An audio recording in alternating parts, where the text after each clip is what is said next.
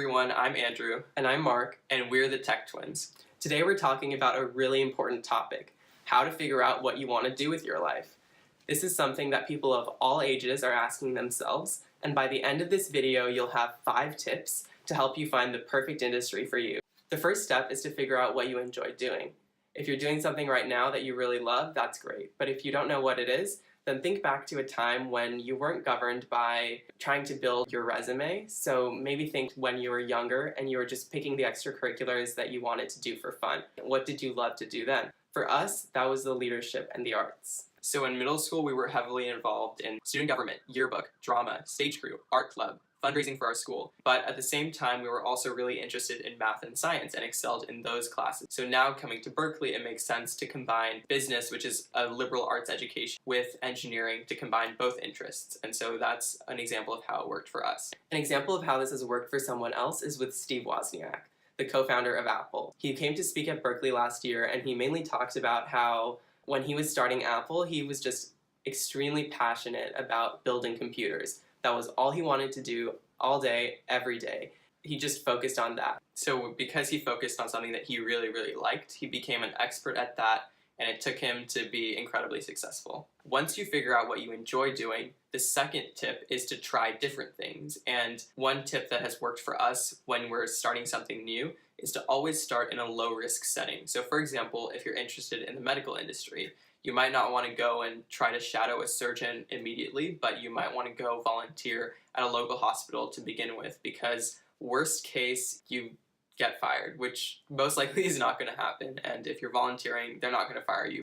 But sometimes it's not so easy to just try things out. For example, clubs at our school are pretty competitive to get into, so you just need to find out different low-risk environments where you can try out different interests. For us, we were both really interested in business. There were a variety of different ways that we could explore this interest, but we chose to do a full major in that. So it depends on the different constraints that you have at the time and the different opportunities that are available, but the main thread is that you should be open to trying new things. When you try different things, you learn from your own personal experience, what you like, what you don't like, what you're good at, what you're not. But mentorship is a way that you can learn from other people's experiences, and that's why it's tip number 3. So you don't have to always learn from your own personal experience, but something we've really used is how can we learn from other people's mistakes and not make those mistakes in the future? Or how can we learn from other people's successes and try to deconstruct how they got there? This is a continual process, seeking mentors and trying to learn from other people. It's kind of like trying to learn from a textbook. In school, you're learning from a textbook. But once you get to the real world, in order to continually learn, you need to seek out mentors and get guidance from them. This can expand your network, and mentors can share information that you might not have had access to without them. An example of this is in our freshman and sophomore years of college. We reached out to a variety of mentors that were exactly where we wanted to be, with the internships that we wanted, with the majors that we wanted, with the GPAs that we wanted. Whatever we wanted to do, we reached out to people who were already there. This is something that we currently do, and it's helping us out a lot. And one thing we learned from this is that the idea of figuring out what you want to do with your life is not just one thing that you plan for the rest of your life, but it's always evolving, and when you find something that you like, you can go into that, and you don't need to necessarily know what's going to happen next or what's going to happen 10 years from now, but you know that okay, this is going to be good for now and maybe a year or two, and I can take it from there. It's also important to know that figuring out what you want to do with your entire life is not a solo journey. Mentors can help you along the way, and it's always important to ask for help. So you can ask for help. It's not something you have to do by yourself. Tip number 4 is to look out for when things flow. So you figured out what you enjoy, you're trying different things, you're getting mentors, and essentially you're putting your best foot forward. You're trying your best to figure out what you want to do in your life and how you can succeed in that specific area.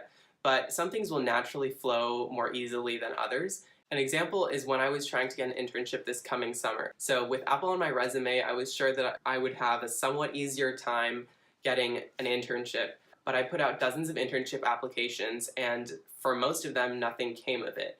The one that I actually did get at Microsoft came so easily because the recruiter contacted me on LinkedIn. So that was kind of a note for me to stop trying so hard to get things that weren't really flowing. Our 5th tip is to have a short-term plan and a long-term vision. Now you know what you're interested in, you tried different things, you were mentored, you're looking out for when things flow, and now you have this vision of where you want to be. But to actually get there, it's important to create a short-term plan. So this could be 6 months, it could be something up to 4 years, but something that is fixed, that you know what you're going to be doing for the next little bit of time. You're going to maybe be going to school, you're going to be working, you're going to be taking these classes, studying abroad, various different things that are going to help you get to the next step. So once you have a short-term plan and you complete that short-term plan, you'll create another short-term plan, you complete that, and so on and so forth, and you get closer and closer to your vision. This also helps keep you flexible so that you can keep adjusting based on what the world is showing you and what's happening in your life. And that's it for this week. Thanks everyone for watching our video on how to figure out what you want to do with your life. Like this video, subscribe below, comment, And see you next week.